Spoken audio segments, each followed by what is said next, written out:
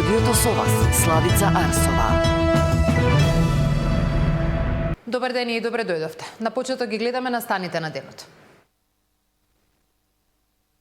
Реакции за изјавата на КОС за идентитетот. Мицкоски смета дека СДСМ е пропуштиле приликата за градење консензус. Хермелини се оспособуваат за гаснење пожари на непристапни терени. Ке биде ли државата подготвена за летната сезона на пожари? Мислам дека драматично сме многу поподготвени од претходните. Скопјанец пригазен од мотор на пешачката патека на Кејво парк. Соседите со години бараат да се сопреди вењето.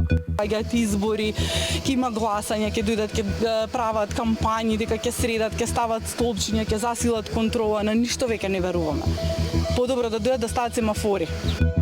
Со 2 возила и полициско обезбедување, сите докази за пожарот во Пулс пренесени во Скопскиот кривичен суд.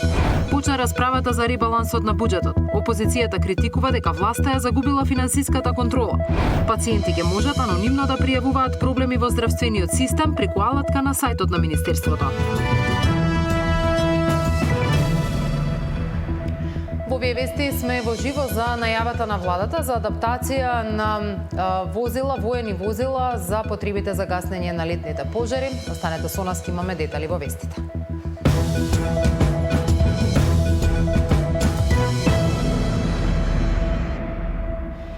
И власта и опозицијата сметаат дека изјавата на еврокомесарката КОС за идентитетот, сликовито опишан како традиционална македонска храна, требало да биде повнимателна. Но нивните ставови остануваат различни за евроинтеграцијските чекори. Додека опозицијата критикува дека постојат сериозни испуштени шанси, од владата порака дека е срамно во 21. век да се прават интервенции и обиди за редефинирање на нечи идентитет. Премиерот нема дополнителен коментар по она што го кажа на вчерашната пресконференција со еврокомесарката Марта Кос. Непромислена или па релативизација на прашањето со Бугарија. Еве оставам јавноста да суди, јас тоа што имам да го кажам, го кажам. Владата фокусот го става на враќање на изгубените позиции и обид на светот да му ја покаже реалната слика за проблемот кој Македонија го има со Бугарија. Во суштина, што се крие позади сето она кое што порано беше кажувано како едноставна работа, само да се промени уставот и завршено е све, готово, мед ке почне и млеко да тече по улиците, птиците ке пеат, свекињата ке растат и се ќе биде перфектно, а во суштина не е така. Во суштина многу длабок е проблемот и ние само малку загребавме на површината, све излезе. Дека уставните измени не се единствената желба на Бугарија денеска констатираше и шефот на дипломатијата. Не прифаќаме секој компромис кој што ни се представува, бидејќи од прифаќањето на секој компромис кој што се представува државата е во оваа позиција која што е. Срамно е ова што се прави. Срамен е овој обид кој што доаѓа од една земја членка на Европската унија за редефинирање на македонскиот национален идентитет, кој што ние имаме право да си го почитуваме и да си го градиме и надградуваме таков каков што е. Очекувавме еврокомесарката Кос да го истакне она што Европската унија сама го има потврдено во сите документи и сите договори, а тоа е дека македонскиот јазик и идентитет се целосно признати од унијата, се вели во соопштението на СДСМ. Ова е неспорен факт. Ние како граѓани на Македонија знаеме кои сме, што сме и од каде потекнуваме. Како јазикот, така и идентитетот се јасно потврдени во сите веќе потпишани договори со Европската унија. Не сметаме дека еврокомесарката имала лоша намера, но апелираме кога се говори за чувствителни прашања и теми кои за жал непотребно се отвараат иако се јасно затворени, треба да се биде внимателен во изјавите, се вели во писмениот став на СДСМ. Реакцијата доаѓа веднаш по констатацијата на премиерот дека опозицијата ја пропушта шансата да застане во одбрана на идентитетот. Тие за волја на вистината по 2 основни правци и столба, би рекол, го губеа својот кредибилитет. Првиот беше овој за кој што зборувам, а тоа е распродавање Македонија и незините национални и стратешки интереси, и вториот со многу крадење. Дуј се реши да ја брани Кос и да ги критикува сите кои не го прават истото. Владата ја пропушти шансата и на најнегативен можен начин покажа недостиг на гостопримство и нетолеранција, дури и кон наискрените пријатели на државата. Не смееше да се дозволи изјавата на комесарката дека идентитетот не е предмет на политички условувања, туку суштина на човековото достоинство и израз на неговата посебност да стане цел на кампања на омрази и подсмевање. Уште помалку таа реакција да биде поттикната од извори блиски до власта, се вели во соопштението на ДУИ. Еврокомесарката Кос вчера констатираше дека никој не може да го загрози македонскиот идентитет, во исто време кога во Европскиот парламент бугарските пратеници поднесуваат амандмани со кои прават обид преку модернизација целосно да го редефинираат. Александар Спасовски, Сител телевизија.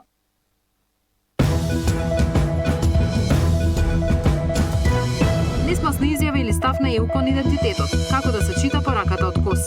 Дали амандманите за современ и модерен докажаа дека ништо не е готово во бетонирањето на македонскиот идентитет во ЕУ? Тема на денот со универзитетскиот професор Ненад Марковиќ.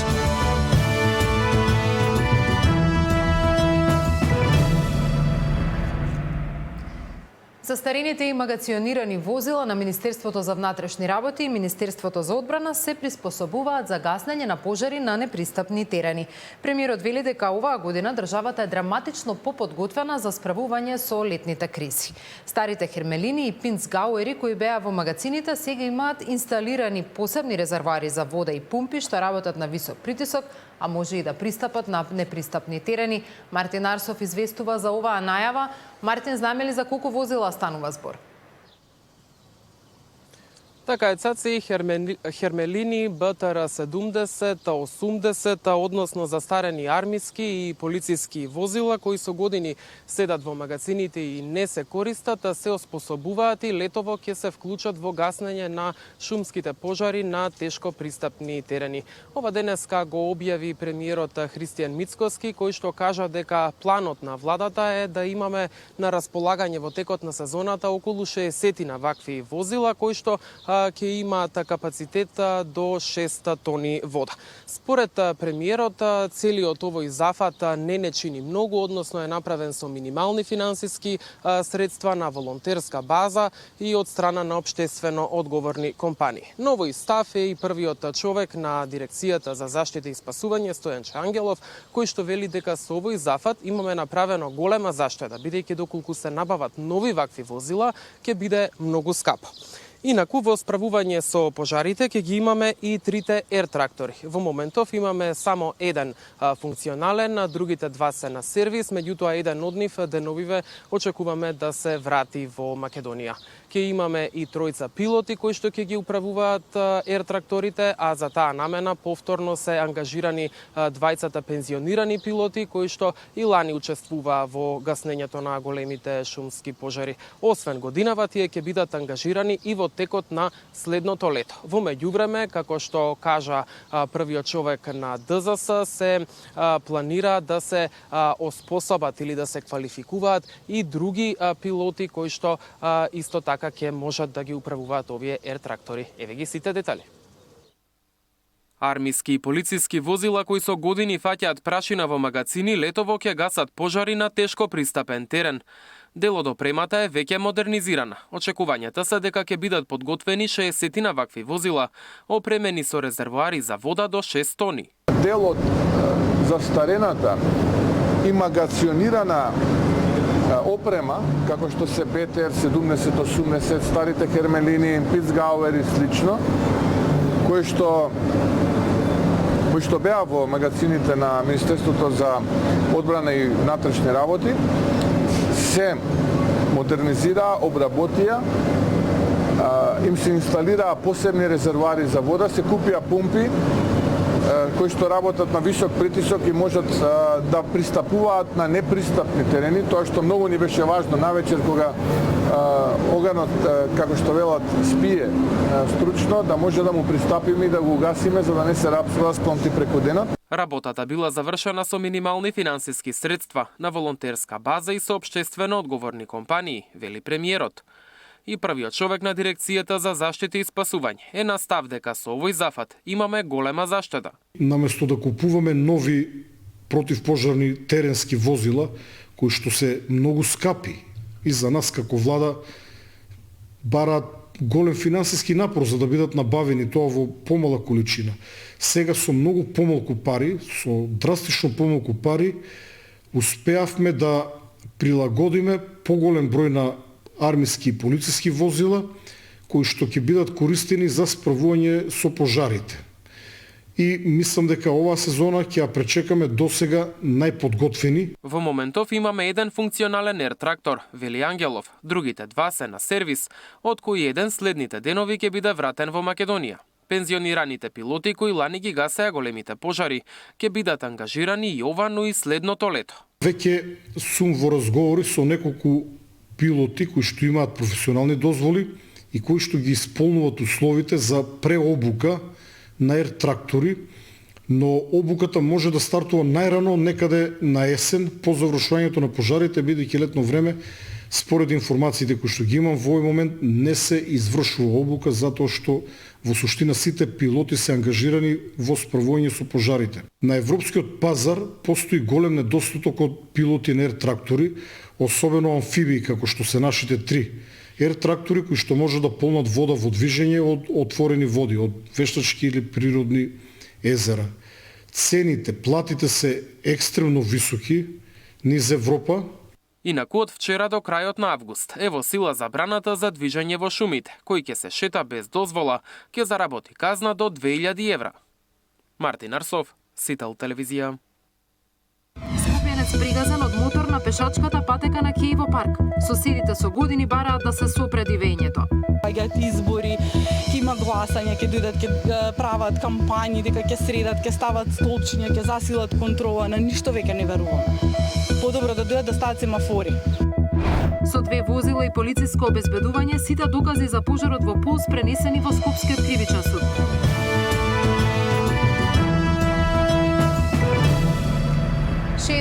Годишен скопјанец вчера вечер бил прегазен од мотор пред сопствениот прозор на кеот на реката Вардар во парк среде пешачка зона. Жителите на овие згради долго алармираат дека на пешачката патека дивеат мотори и автомобили, но досега никој не презема ништо. Возачот на моторот, која предизвика синокешната несреќа, избегал од местото на настанот, па полицијата се уште трага по него. Тамара Дичовска. На улицата каде што секојдневно поминувал, во зградата каде што со години живеел, тука вчера загина маж откако беше прегазен со мотор на само неколку чекори пред неговиот дом под неговиот прозорец. Чичко Југо, како што го нарекува соседите со кои разговаравме, излегол вчера да фрли ѓубре во приквечерието, но на пат на кај дома на пешачката патека, која под неговиот прозорец, е удрен од мотор модел Кавасаки. Од силниот удар и повредите, тој починал во болница. Првата реакција на сите соседи, кога слушнале силен удар, се јавувале или се симнувале пред зградите да видат дали е повреден некој од нивните блиски. Првото што ми дојде на памет е да проверам дали сите деца што се дружат надвор се на број. Затоа што за малку едно детето најверојатно и поминало тука во моментот на настанот во шок беше вечерта. Не кеше да излезе од дома. Дете на 8-9 години да присуства на таква гледка, не сме Бангладеш. Во секој случај метропола се водиме. На пешачката патека, која по самото име кажува за кого е наминета, поминуваат мотори, автомобили, дури и камиони секојдневно.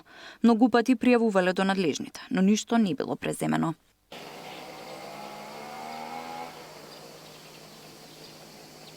Соседите велат не се чувствуваат безбедни ниту децата да ги пуштат пред зграда. Во паркот на Франкофонијата, која е на 10 метри, секоја вечер има по 30 на деца кои си играат.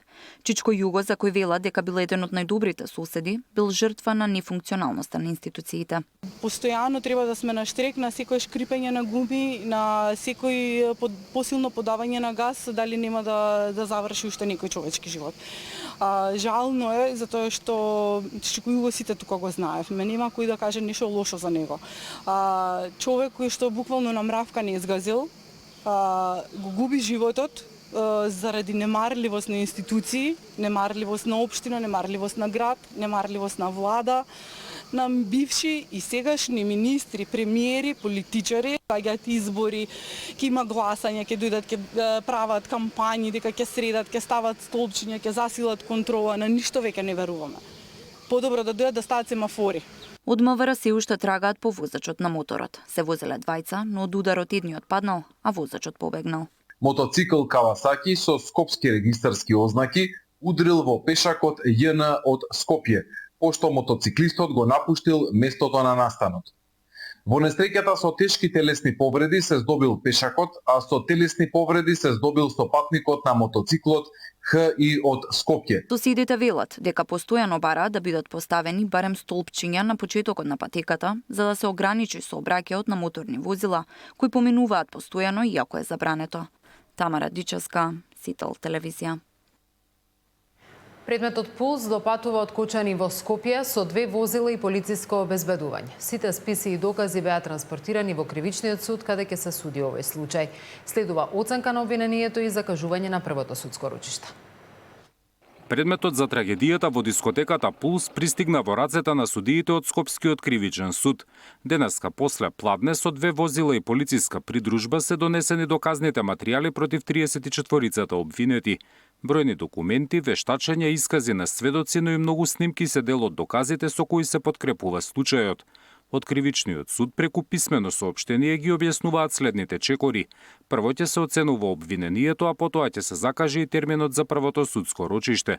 Доставениот обвинителен акт согласно АКМИС системот ќе биде распределен на Совет за оцена на обвинение, кој по приемот ќе го достави актот до обвинетите, пошто започнува законскиот рок за приговор на истиот.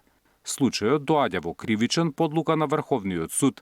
Основните во Кочани, Штип и Струмица немале судии ниту просторни услови. Предметот бил сложен, а за него имало и голем јавен интерес. Врховниот суд ценел дека по конкретниот предмет треба да постапуваат судии од кривична област кои со стекнатото искуство и познавање на кривичната материја ќе овозможат гаранција за ефикасност, стручност, законито постапување, а преку постапката ќе допринесат и за сензибилизирање на јавноста.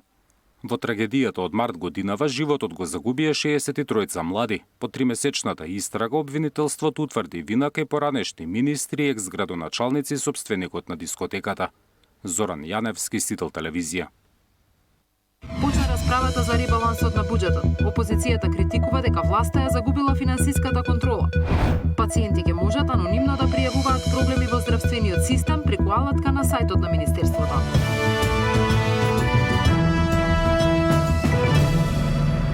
Во Собранието почна расправата за ребалансот на буџетот за 2025. Поднесени се над 200 амандмани. Иако вкупните приходи и расходи се зголемуваат за околу 1%, владата не ги менува ниту проекциите за растот на бруто домашниот производ, ниту планираниот буџетски дефицит од 4%. Катерина Нешкова ја следеше дебатата во парламентот.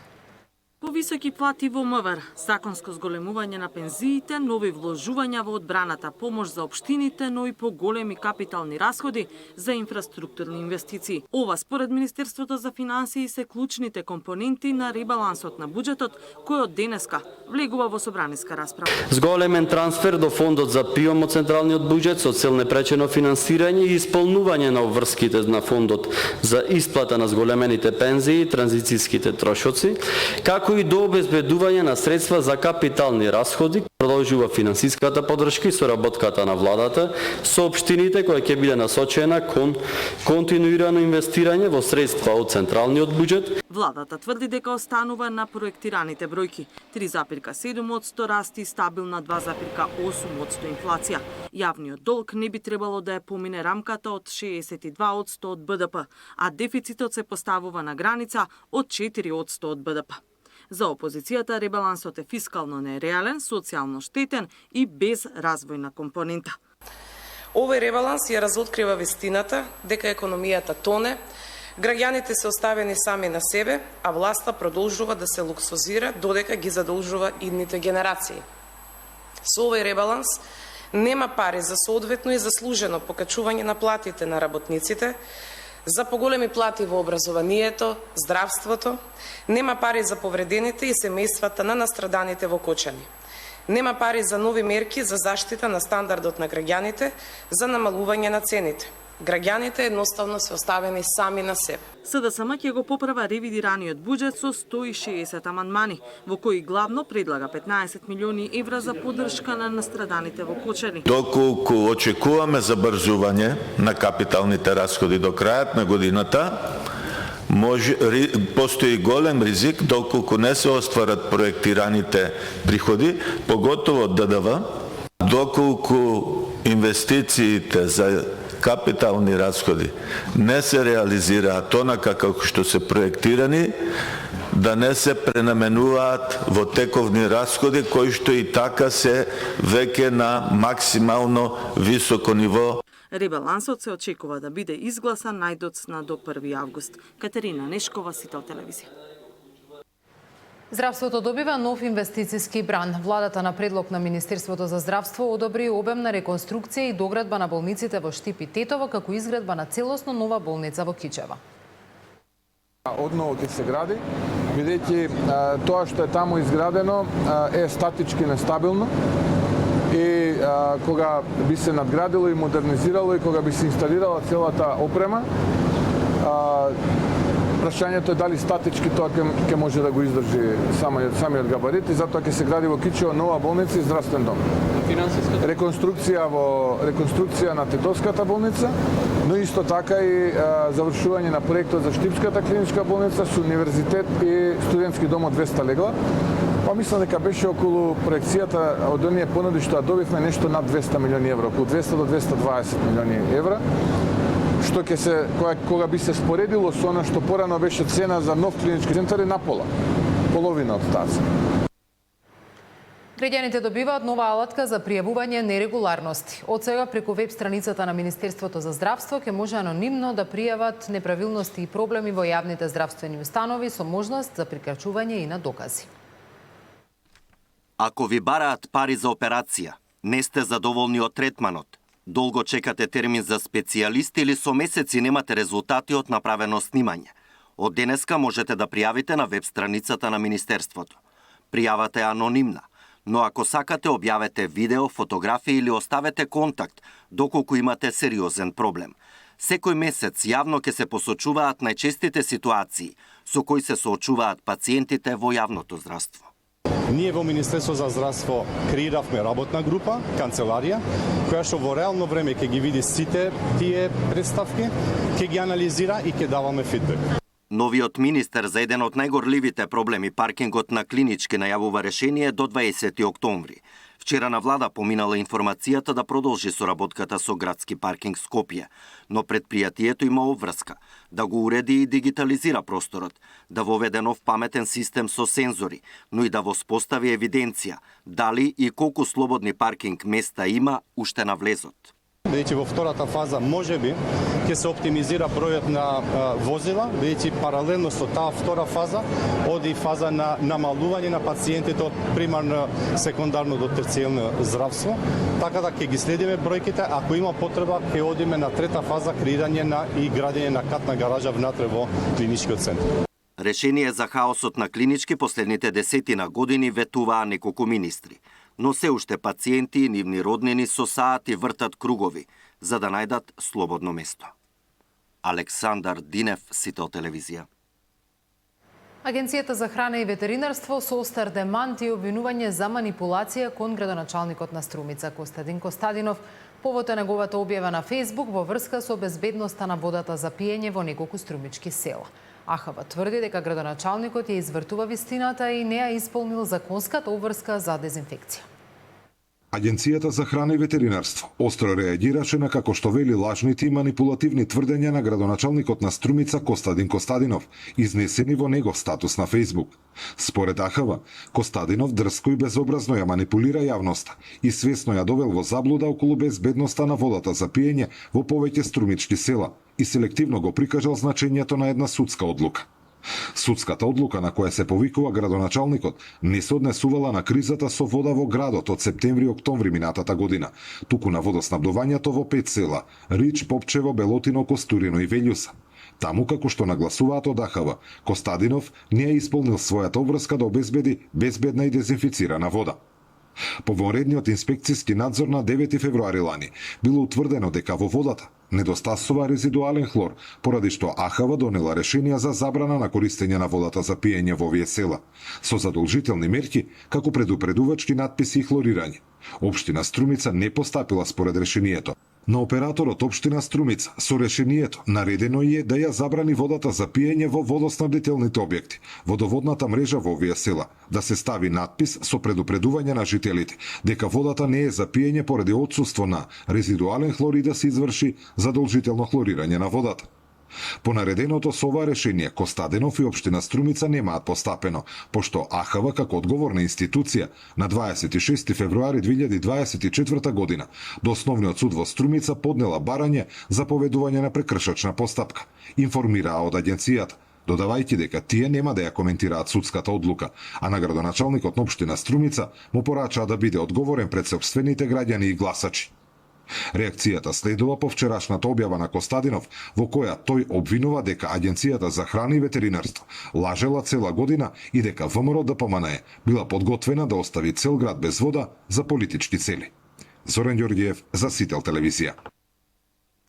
Започнува програмата за одржлив туризам во Преспа со отворање на 3 повици за поддршка беше означен почетокот на активностите. Затоа што конкретно фаќаат тие активности, гледаме во продолжение. Во рамки на програмата ЕУ за Преспа се распишаа 3 отворени повици токму за поддршка на одржливиот туризам во Преспа. Исто така вчера беше потпишан и меморандум за соработка помеѓу двата национални паркови Галичица и Пелистер. Моето прво прашање до вас е што точно се опфаќа со овие 3 отворени повици? ЕУ за Преспа е програма која опфаќа сет на активности кои се во однос на зголемување на економскиот потенцијал на регионот и несомнено туризмот е еден од секторите каде што се насочуваме и тоа одржливиот туризам. И за таа цел имаме 4 мерки, 3 отворени повици во моментот, кои се насочени на различни страни. Едниот повик е насочен на човечкиот капитал, значи повикуваме сите луѓе кои сакаат да работат во туризам или се заинтересирани да истражат што значи да се работи во одржлив туризам, да се пријават, затоа што без човекот туризмот нема да постои, се тргнува и завршува со луѓето на крајот на денот и како им ја пласираме природата, гостопримството и сето она што еден турист треба да го доживее. Вториот повик е исто така многу интересен и тоа е за сместувачки капацитети и тука е многу убави грантови се достапни на луѓе кои имаат некаков имот за кои сакаат да работат во туризам, сместување во автентични куќи. Од 20 до 30.000 евра се достапни со 25% кофинансирање. И третиот повик е насочен на граѓански организации за да подготват еден вид на активности, туристички производи и услуги кои се во склад со природата, во согласно со природата и даваат нормално една атракција или дополнување на сето она што еден туристички ден би значело да се помини во Преспа. Кои други активности ќе бидат реализирани од страна на UNDP во контекст на овој проект?